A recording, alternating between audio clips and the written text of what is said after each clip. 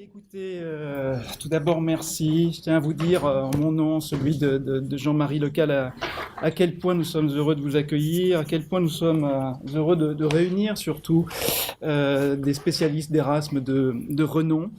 Et on est tout particulièrement heureux, touchés de la présence de Jean-Pierre Massot, d'André Gaudin, de Bernard Roussel, de Sylvana Sedelmenki, qui depuis le début de ce projet nous ont soutenus et apporté des témoignages, si vous voulez, d'encouragement. Voilà.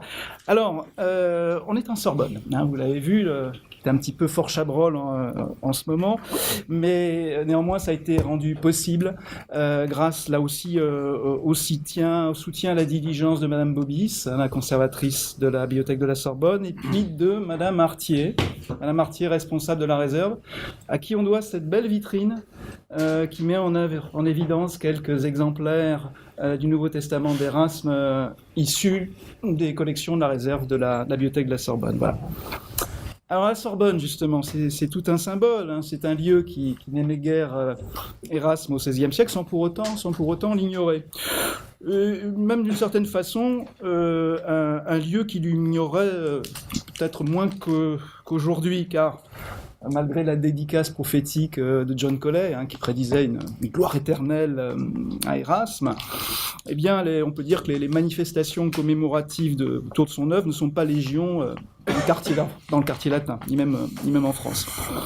Parce que la Sorbonne serait restée davantage le lieu de la censure d'Erasme, et dans sa forme moderne, la damnatio memoriae. Bon, il n'est pas encore l'heure d'en juger, mais de rappeler brièvement, et je vais essayer de m'infliger ce supplice de le faire en 20 minutes, ou une vingtaine de minutes, de rappeler brièvement les raisons de notre rencontre d'aujourd'hui.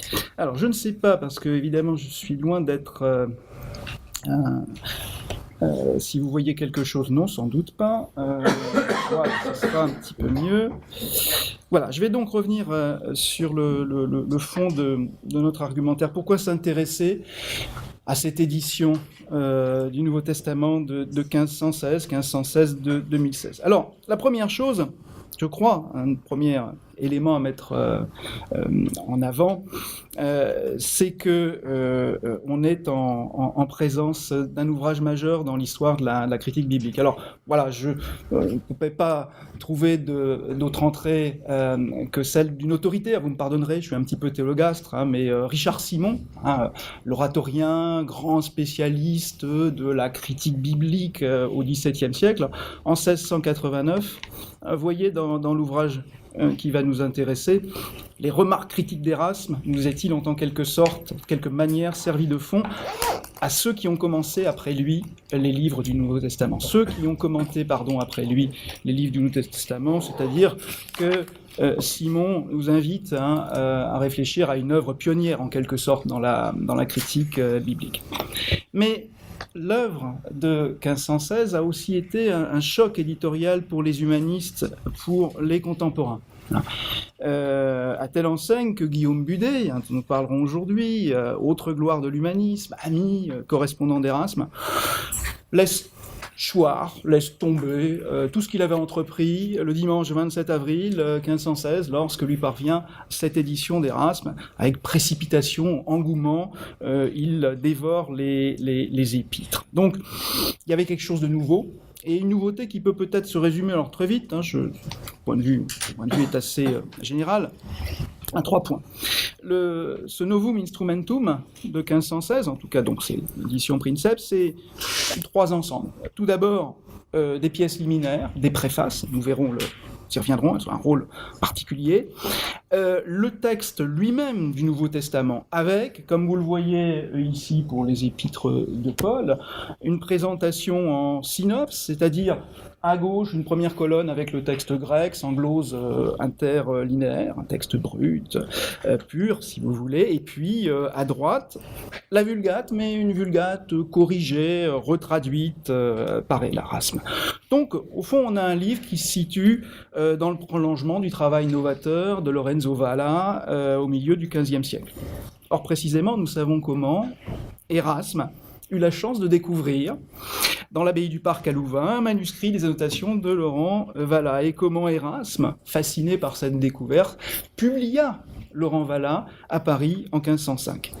Tout ça pour dire que la publication du Nouveau Testament en 1516, qui a sans doute été précipitée par les sollicitations de l'imprimeur Johannes Froben, mais néanmoins cette publication s'inscrit dans un long travail de maturation chez Erasme, un travail d'au moins une dizaine d'années, qui témoigne de son intérêt renouvelé pour la Bible, pour l'écriture sainte. Et d'ailleurs, dans l'œuvre d'Erasme, André Gaudin souligne que les travaux d'exégèse autour de l'écriture sainte représentent près d'un quart de l'œuvre totale. Voilà. Alors, cette œuvre s'inscrit donc dans les travaux, hein, si vous voulez, herculéens d'Erasme. Herculéen, le terme est d'autant plus justifié qu'en 1516, Erasme, vous savez, qui est boulimique, mène de front plusieurs chantiers. Hein. Alors qu'il édite ce Nouveau Testament, il publie en même temps les œuvres de Saint Jérôme, toujours chez Johannes Froben. Alors Saint Jérôme, c'est pas une coïncidence, hein, c'est le père de l'Invulgate. C'était pas une coïncidence non plus parce qu'on a un personnage Erasme qui vit dans la piété érudite et d'une certaine façon se construit avec l'image même de Saint Jérôme. Pensez un an plus tard au tableau de Quentin Médicis qui nous a servi hein, de belle affiche, Erasme dans son atelier, si je puis dire, ça évidemment évoque les portraits de Saint Jérôme dans son atelier. Bon, voilà rapidement. Mais cet intérêt pour la Bible, il faut aussi le situer dans un contexte plus large de renouveau hein, des œuvres, des études patristiques, exégétiques. Alors ce contexte, c'est à la fois des préoccupations spirituelles, d'ordre religieux. Hein, au 1516, on est encore dans le Concile de Latran V, hein, avant Luther, mais il y a bien avant des préoccupations de réforme de l'Église. Mais aussi ce contexte européen de renouveau, on pourrait, alors très rapidement, quand même, rappeler que dans les 2 premières décennies du XVIe siècle, ce sont les travaux de Johannes Reuchlin, le grand humaniste hébraïsant, ce sont les travaux de Lefebvre d'Étaples, le psautier quintuple dès 1509, c'est l'édition des épîtres de Paul par le même Lefebvre d'Étaples en 1512, c'est enfin l'édition concurrente mais indépendante de la Bible polyglotte d'Alcala. Voilà, donc il y a vraiment un temps, on est dans un temps pour le dire en une phrase si vous voulez, hein, où l'idéal de restitution des humanistes s'applique, alors pas seulement à Cicéron, au texte, non, à la Bible. Hein, cet idéal a pour cible les textes bibliques. Et l'intérêt donc d'Erasme en 1516, il n'est pas surprenant non plus, car on a un personnage, Erasme, qui exerce alors une véritable royauté intellectuelle sur l'Europe. Pour le dire en une phrase, en 1516, il s'est fait un nom. Que l'on songe simplement au succès des adages, surtout dans leur édition de 1508 chez le prince des imprimeurs humanistes, Aldemanus, réédité d'ailleurs un peu plus tard chez Froben. Que l'on songe aux amitiés savantes d'Erasme dans toute l'Europe, hein, ce commerce épistolaire qui va d'Oxford à Venise en passant par Bâle, Louvain ou Paris. Que l'on songe à la fascination qu'Erasme exerce sur les princes. En 1517, François Ier essaie de le débaucher. Un an avant, Erasme est devenu conseiller de Charles, enfin le futur Charles Quint. Cependant, éditer la Bible n'a rien d'évident pour Erasme, parce que le texte biblique relève, en principe, d'autres savants, les théologiens, hein, qui, depuis toujours, ont un monopole. Erasme est plutôt un grammairien, philologue de talent. Alors vous me direz, il a mis sa plume autour d'une morale, d'une spiritualité chrétienne qu'il entend restaurer. Je pense notamment à l'éloge de la folie qu'il dédie à Thomas More. Mais malgré le bonnet de docteur qu'il a pris à Turin, Hein. Il n'est pas plus que Lefebvre d'Étaples d'ailleurs, hein, il n'est pas un théologien de métier, hein, au sens strict. Je crois que ça doit être pris en compte pour prendre la mesure du choc éditorial de 1516. Ça tient à la fois à la nature du livre, mais aussi au statut de son auteur. Et puis c'est aussi, j'aurais envie de dire, un troisième choc, parce que Érasme lui-même a travaillé sous pression, en répondant aux sollicitations extérieures pressantes, enfin celles notamment de son imprimeur Johannes Froben, qui avait en tête le stock de livres à écouler à la foire de Francfort. Voilà, je caricature, mais il faut quand même prendre ces éléments en compte et on aura l'occasion d'y réfléchir. Alors je voudrais maintenant, si vous voulez, dans le gros quart d'heure qu'il me reste, revenir sur deux points de notre argumentaire. Et puis, alors, vraiment, un point de vue très général, mais en même temps souligner quelques-unes des questions, parfois avec naïveté, que nous poserons. Alors, la naïveté, c'est la mienne, bien sûr. Hein. Alors, tout d'abord, le premier axe, premier point de notre argumentaire, c'est le projet éditorial d'Érasme au service de sa sensibilité religieuse, spirituelle, la Philosophia Christi. On pourrait, je crois, déjà s'interroger sur le titre de l'édition Princeps, Novum Instrumentum. Pourquoi nouvel instrument? Alors, Instrumentum, Testamentum, ces termes peuvent être synonymes, mais Instrumentum a quand même des résonances fortes avec les pères de l'Église. Bien. Mais il y a peut-être aussi, alors je le pose encore une fois à titre de question naïve, hein, puisque je sais que plusieurs de nos intervenants y reviendront, hein, rien n'est innocent chez Érasme. Et Instrumentum peut aussi avoir, lorsque l'on prend en compte ce Nouveau Testament de 1516, le sens d'instrument peut-être de travail. N'oublions pas ce que j'ai dit tout à l'heure, hein, le Nouveau Testament, c'est les épîtres, c'est le texte gréco-latin, et à la fin, ce sont des annotations qui justifient les choix de traduction. Une boussole, un instrument de travail, nous y reviendrons. Alors, pour que les choses soient, si vous voulez, j'espère, le plus clair possible, il n'est pas inutile de rappeler justement que ce projet d'historial d'Érasme est lié, articulé à sa spiritualité, son projet religieux, eh bien on le mesure dès les préfaces. Alors, ces préfaces paratextuelles, elles sont tout à fait essentielles. On peut, alors en simplifiant si vous voulez vraiment, retenir 4 choses. Alors la première, je passe rapidement, c'est une préface dédiée à Léon X, au pape Léon X. C'est d'entrée Érasme qui nous dit qu'il a souhaité ce livre pour rétablir, consolider la religion. Hein, c'est le principal objectif, et faire en sorte que les fidèles adhèrent pleinement, je le cite, à la philosophie du Christ. Le projet est annoncé. La dédicace a aussi un autre intérêt, hein, c'est que le pape Léon X peut être un paratonnerre efficace contre les piqûres de frelons, comme le suggère d'ailleurs avec un certain sens caustique Guillaume Budet. Ensuite, nous avons, en simplifiant encore, 3 autres ensembles de préfaces. La première, qui est l'exhortation à l'étude de la philosophie chrétienne. Alors, j'ai envie de dire que cette préface, elle répond un petit peu à la question pourquoi moi, Érasme, j'ai participé et dirigé cette édition. Hein.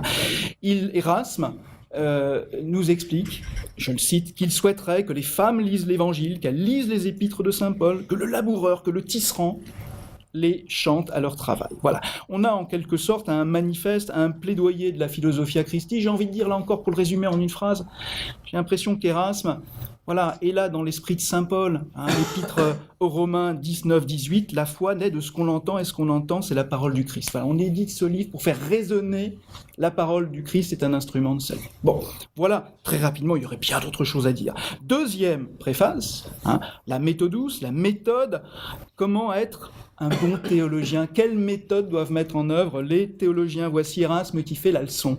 Et il nous explique qu'un bon théologien doit connaître les 3 langues, qu'il doit examiner les textes au plus près, revenir vers la source. Hein, on trouve bien, là, encore une fois, ce manifeste, cette marque de fabrique des humanistes, ad fontes. Voilà. Autrement dit, il adapte, si vous voulez, l'exégèse, enfin, le travail de philologue des humanistes au texte biblique. Alors, évidemment, on peut avoir des béquilles, des autorités, mais Érasme, pour ses béquilles, ses autorités, voit plutôt quoi? Les philosophes antiques, très bien, les pères de l'Église, et il s'interrompt.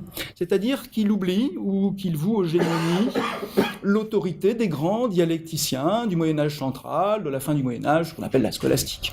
Même pas les dialecticiens. Et en effet, pour Erasme, la philosophia christique, c'est une religion du sentiment, pas du syllogisme. Bien. Et puis, troisième, et très vite, le préface, mais encore une fois, je vais très vite, c'est l'apologie. Apologie dans laquelle Erasme défend son droit de corriger les versions latines lorsqu'ils estiment qu'elles sont défaillantes, c'est-à-dire qu'elles ont fait l'objet d'interpolations, qu'elles se sont corrompues au fil du temps. Bon, voilà, très rapidement, vous avez vu des préfaces qui sont un petit peu des préceptes, un manifeste aussi de la philosophia Christi. Erasme a-t-il été novateur ? A-t-il été novateur ? Alors là, je vais examiner encore très vite ce que l'on sait des nouveautés apportées par son édition.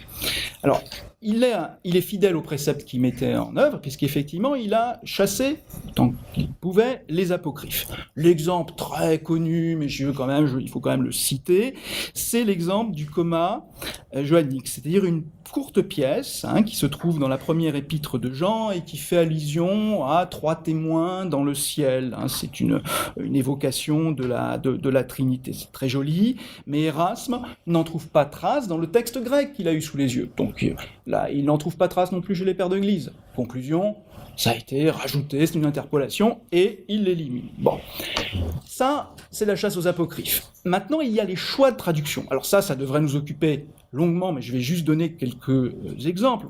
Il y a les choix de traduction toujours d'un grammairien, d'un philologue de grand talent, mais en accord aussi souvent à sa spiritualité. Enfin, en tout cas, on pourrait le poser sous forme de question. Les exemples les plus connus, je vais très vite en citer deux. Il y a tout d'abord Erasme, qui dans la 2e édition donc celle de 1519 du Nouveau Testament, n'hésite pas, dans le prélude de Jean, au début était le verbe, à remplacer verbum par la parole discursive, par sermon, si vous voulez. Au début était la parole. Alors vous allez me dire, c'est un détail. Oui, mais quand on sait l'importance justement de cette parole du Christ qu'il faut faire résonner pour le salut, c'est peut-être pas un détail pour Erasme. Ensuite, il y a d'autres choix de traduction, mais je ne peux pas m'étendre. Lorsque dans l'évangile de Luc, vous savez, il y a un passage qui est le Magnificat. Bien. Donc on parle de la Vierge, et il y a le mot latin humilitas pour désigner la Vierge. Traditionnellement, on y voit une marque d'une valeur morale, l'humilité en sens de valeur morale. Pour Erasme, non. Il faut le prendre plutôt, alors, argument de grammairien, mais aussi l'idée que, puisque sa traduction, c'est plutôt la pauvreté, la condition sociale. Donc, c'est ce choix qui est là bien en accord avec la façon dont Erasme voit le Christ, sa famille, au sens de leur humanité. Enfin, c'est très... évidemment, ça s'accorde avec la philosophia Christi, là encore. Bon, voilà un novateur, me direz-vous. Pas tant que ça non plus. Erasme peut s'insurger contre d'autres novateurs. Alors, il n'y en a pas beaucoup à l'époque. Le premier, c'est Lefebvre d'Étaples. Ça va donner lieu à une polémique, d'ailleurs. Alors, je vais la résumer là encore en 30 secondes. Lefebvre d'Étaples, dans l'Épître aux Hébreux 2:7, avait, en s'appuyant sur un psaume, traduit ce passage donc de l'Épître aux Hébreux où on parle du Fils de l'homme, du Christ. Je cite ce passage de l'Épître aux Hébreux: « Tu l'as à un moment abaissé au-dessus des anges, tu l'as couronné de gloire et d'honneur. » Au-dessus des anges ne convenait pas à Lefebvre pour le Christ. C'était pas assez. Donc Lefebvre a remplacé Evangelis par Adeo, à Dieu. Très bien. Pour Erasme, c'est tout à fait excessif, ça ne s'accorde pas avec la grammaire, et Erasme revient, si vous voulez, à la version de la Vulgate. Lefebvre, j'ai oublié de le dire, c'est dans l'édition, bien sûr, de ses commentaires des Épîtres de 1512. Donc, là, en 1516, Erasme revient, il réagit à une nouveauté. Est-ce qu'on en reste à la grammaire? Peut-être pas, parce que Erasme et Lefebvre, même si Erasme a beaucoup d'admiration, il y a une amitié entre les deux, hein, évidemment très forte, mais c'est aussi deux christologies. C'est-à-dire que, encore une fois, je vais simplifier parce que je suis un bon théologastre de Sorbonne, mais chez Erasme, la façon dont il voit le Christ, il y a cette quand même dimension humaine qui apparaît très souvent. C'est pas pour rien qu'il sera accusé d'arianisme. À l'inverse, Lefebvre d'Étaples, le Christ, c'est quand même la dimension divine qui est mise en avant. Lefebvre sera accusé de docétisme. Bon, alors, est-ce que tout ça est excessif? Une interprétation abusive, nous aurons sans doute l'occasion, là aussi, d'y revenir. D'une façon générale, et je le résume là aussi en une phrase, et nos spécialistes nous diront s'il faut réviser cette généralité. On a quand même l'impression qu'Erasme a apporté des modifications plutôt légères sur les évangiles, en dehors de ceux de Luc et Jean, mais des modifications plus importantes pour les épîtres, et notamment les épîtres de Paul. Et là, je crois que ce n'est pas un hasard, je l'avais montré, est-ce que je l'ai plus loin, ou c'était avant, peu importe. Dans la mise en... la typographie, les choix typographiques même de l'édition de ce Nouveau Testament, vous voyez comment, par exemple, l'épître de Paul fait l'objet d'un beau traitement avec ses bois, ses bandeaux ornés et colorés. On en a un exemplaire dans la vitrine qui le met en évidence. Il y a une fascination, comme les humanistes, comme les réformateurs plus tard, bien sûr, pour ces épîtres de Paul. Bien. Alors, au fond, en 1516, on a donc une édition très savante du texte biblique, avec des corrections, avec une retraduction, ou en tout cas des corrections sensibles de la Vulgate, mais ça reste une édition savante, donc pour un public savant. Je renvoie par exemple, on n'a pas le temps, on y reviendra, aux annotations. Elles justifient les choix de traduction, mais elles sont en latin, il y a des termes grecs et d'hébreu. Donc voilà, il faut être savant pour poursuivre. Néanmoins, si vous voulez, concomitamment aux éditions de ce Nouveau Testament, Erasme se lance dans une autre entreprise à partir de 1517, qui est la paraphrase des évangiles, la troisième personne, dans le beau latin d'Erasme, c'est-à-dire c'est pas le latin cicéronien, c'est fluide, et un latin, si vous voulez, qui est déjà accessible à un autre public. Alors, si vous voulez, dans quelle mesure le Nouveau Testament a servi de porte-avions aux entreprises de paraphrase d'Erasme? C'est une question très importante, car Jean-François Cottier a montré que ces paraphrases étaient en quelque sorte le marchepied vers une traduction de la Bible en langue vulgaire, en tout cas vers un nouveau public, un nouveau lectorat. Bon, j'affirme des choses, il faudrait mettre des points d'interrogation, vous avez compris. Alors maintenant, dans les 5 dernières minutes, je regarde notre président de séance qui sera intraitable, donc il me reste 5 minutes. Je voudrais évoquer le deuxième point, et qui va nous occuper notamment toute l'après-midi, la question de la réception et des polémiques nées de la publication de cette œuvre. Erasme nous dit, on est en 1527, lorsqu'il écrit, il porte un jugement sur sa carrière et son œuvre, que le Nouveau Testament, lorsqu'il vit le jour, alors vraiment, comme des possédés, ils appelèrent publiquement à lapider Erasme.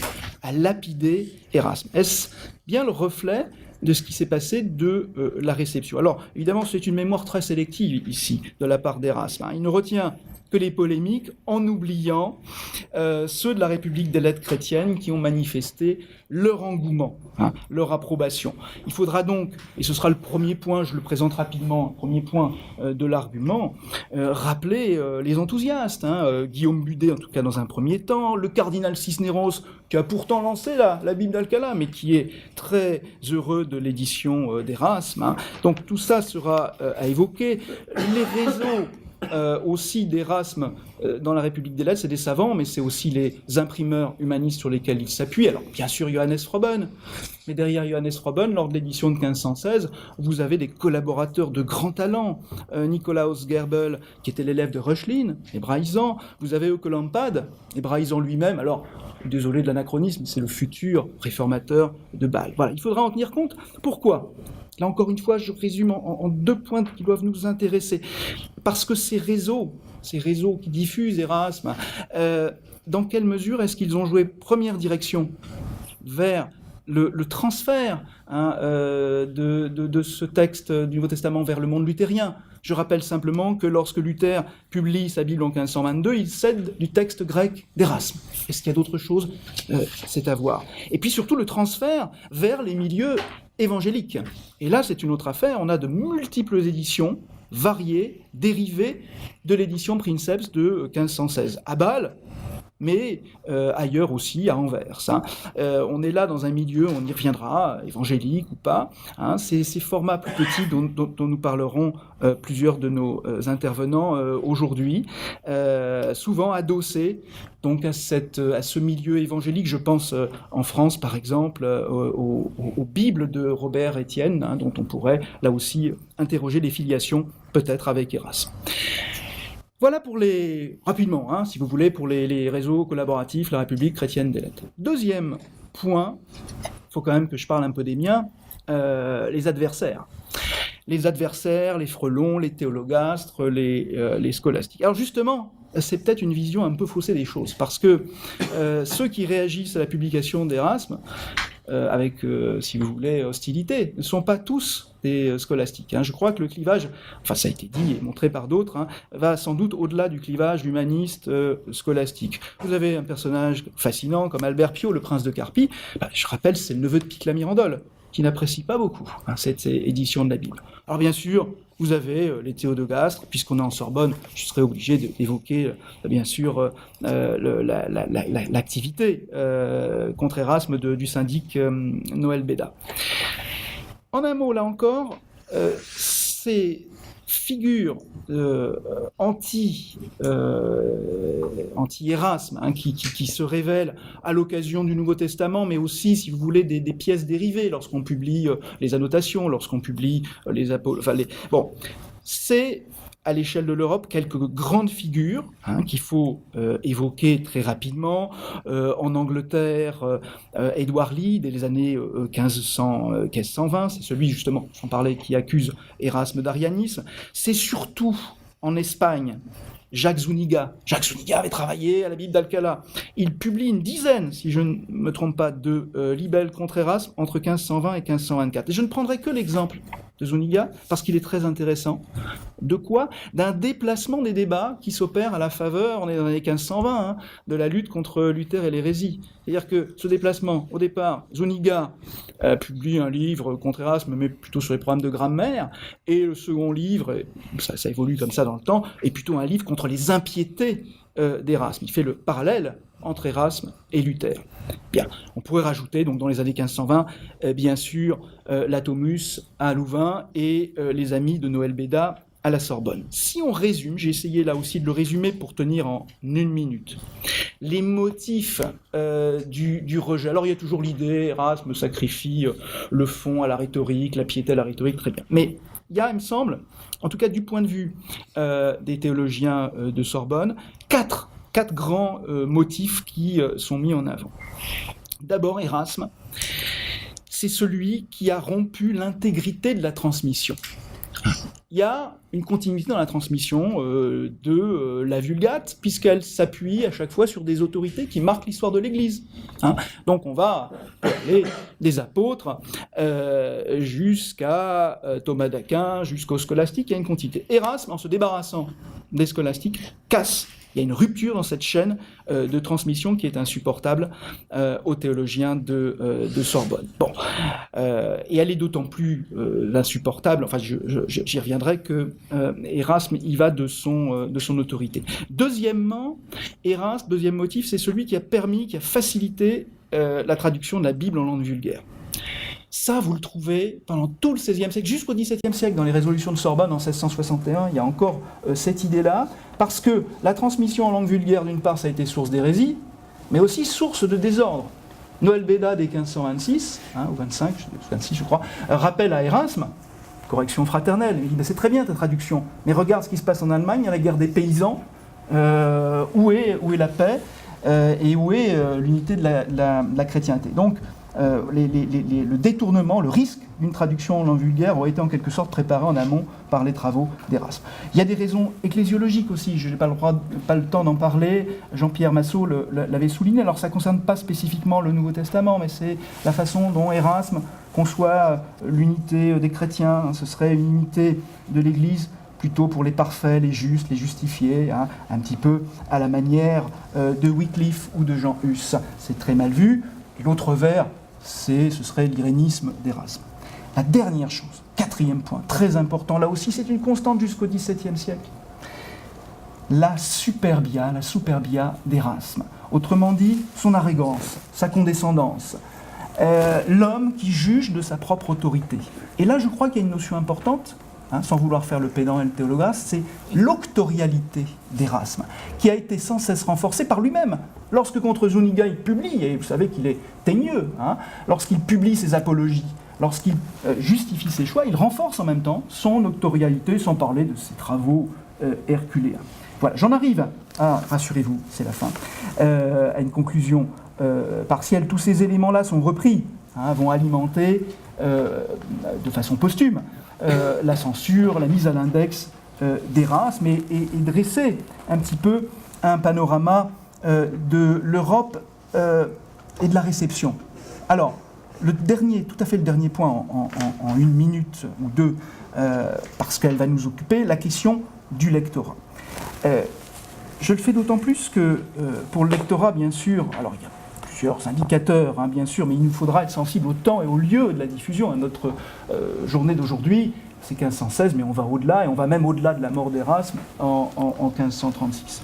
Alors bien sûr, vous allez me dire, il y a une méchante Europe catholique des index qui a censuré Erasme, mais les choses sont beaucoup plus complexes. D'abord, l'index de Louvain, par exemple, est beaucoup plus gentil que celui de Paris. Et puis surtout, il ne faut pas confondre la liste des livres prohibés avec la censure d'Erasme. Si vous voulez, Erasme reste largement présent dans les bibliothèques, même là où on ne l'attend pas. Je pense notamment aux travaux de Gilbert Fournier sur la bibliothèque du Collège de Sorbonne au XVIe siècle.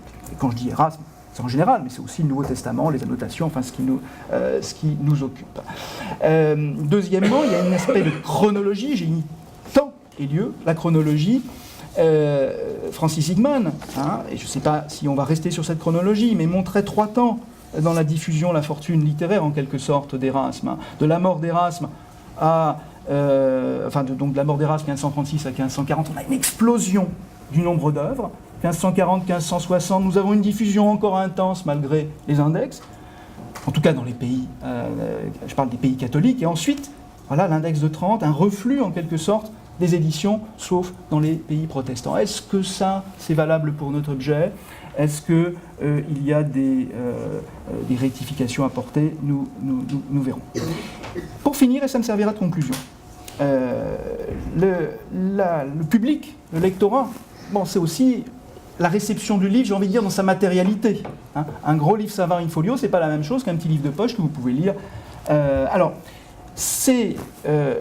le tableau que je vous projette n'a aucune valeur scientifique. Simplement, il vise à mettre en évidence, d'une part, l'édition de 1516, les 4 rééditions successives, montrant parfois certaines transformations pour lesquelles je vais juste poser le problème. Si on prend l'édition donc in folio, vous voyez en 1522, Erasme rétablit le comma johannique. Est-ce qu'il a eu d'autres manuscrits ? Sans doute, mais est-ce que l'ère du temps, 1522, il vaut mieux éviter de passer pour un trinitarien ? Peut-être, je ne sais pas. 1527, dans les rectifications, les remords d'Erasme, cette fois, je crois que je l'ai mis, voilà. Regardez l'édition du Nouveau Testament de 1527, qu'est-ce que vous voyez ? Non pas 2, mais 3 colonnes en synopse, c'est-à-dire qu'on a le grec, les corrections d'Erasme, mais aussi la Vulgate, retour à la Vulgate. Bon, là on est sur l'édition savante. Le plus important, et nos intervenants de ce matin nous en parleront, ce sont, oui, et j'ai fini, les petits formats, les éditions in octavo qui se multiplient à partir des années 1520, car ces textes-là parfois sont simplifiés, il n'y a pas de texte grec, d'annotation parfois, si on prend l'exemplaire de 1522, il y a d'autres préoccupations qui se font jour, je pense notamment à des tables de concordance bibliques. Bref, un autre public, mais un public désireux d'une familiarité avec l'Évangile, désireux de trouver une boussole, désireux de trouver des repères pour lire, pour comprendre les Évangiles. Ça va de pair, vous le voyez, c'est ma dernière colonne, avec le grand projet d'Erasme, de traduction, puisque comme par hasard, en 1522, c'est le moment où il a fini de traduire, enfin de paraphraser les épîtres, et où il a bouclé, aussi, 1522, 23, 24, c'est terminé, il a terminé son Nouveau Testament, en paraphrase, si vous voulez. Donc, le souci de vulgarisation. Et ce sera mon dernier mot, je vous rassure. Hein. Est-ce que finalement, on assiste ici à un projet qu'Erasme annonçait dans ses préfaces, hein, donc un projet qui aurait été parachevé dans le temps par ses éditions sous différents formats, ou bien, si on est plus terre à terre, est-ce qu'il s'agit de la réponse d'éditeur à une demande sociale, ce qui est une autre affaire. Voilà. Alors, avant de céder la parole tout de suite à notre président de séance, hein, on ne conclut pas une introduction, sinon en annonçant les 3 thèmes qui nous occuperont aujourd'hui: restituer les Écritures, le projet humaniste, collaborer les réseaux savants, transmettre et juger la réception de l'œuvre. Je vous salue.